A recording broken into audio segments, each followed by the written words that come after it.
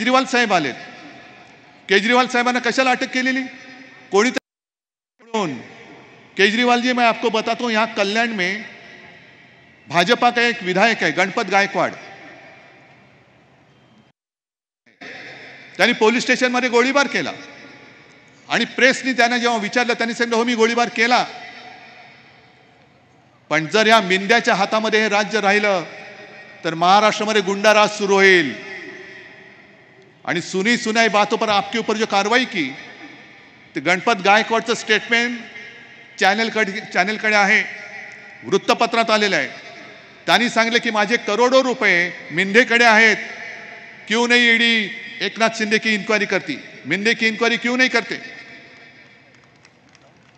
केवळ तुमच्याकडे आले म्हणजे ही तुमची गॅरंटी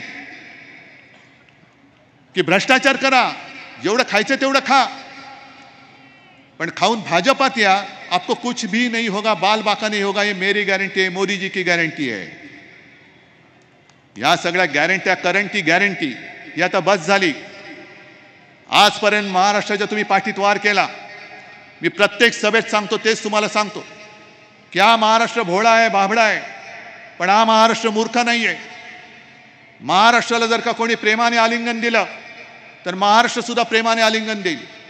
पण जर कोणी पाठीत वार केला तर महाराष्ट्र वाघ नख काढून कोथळा बाहेर काढल्याशिवाय राहत नाही. आणि महाराष्ट्राने आता वाघ नख बाहेर काढलेली आहे.